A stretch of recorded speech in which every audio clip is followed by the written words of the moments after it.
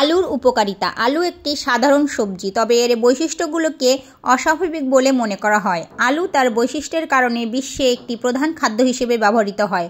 আলু সবচেয়ে বেশি পাওয়া যায় ভারত, পেরু, বলিভিয়াতে। আলু প্রথম জন্মে ৭,০০০ বছর আগে মধ্য আমেরিকান ও দক্ষিণ আমেরিকার অঞ্চলে। আলু হলো প্রতিটি বাড়িতে পাওয়া সবচেয়ে সাধারণ এবং সাধারণ খাবারগুলির মধ্যে একটি। আলু সব শিশুর প্রথম প্রিয় সবজির একটি খাবার। ওজন বাড়ানোর জন্য আলু একটি ভালো খাবার। আলুতে কম পরিমাণে প্রোটিন থাকে, কিন্তু কার্বোহাইড্রেট খুব বেশি থাকে এবং কার্বোহাইড্রেট ওজন কমাতে ও বাড়াতে ব্যবহার করা হয়। আলুতে ভিটামিন সি এবং ভিটামিন ডি উভয়ই রয়েছে, যা কার্বোহাইড্রেটের সঠিক শোষণেও সাহায্য করে। আপনি যদি খুব পাতলা হন এবং আপনার ওজন বাড়াতে চান, তাহলে অবশ্যই আপনার ডায়েটে আলু রাখুন।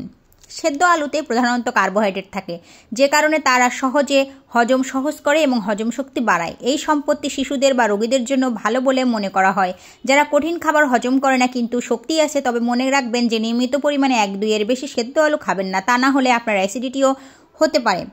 Thanks for watching my channel. Bye bye. See you in again video.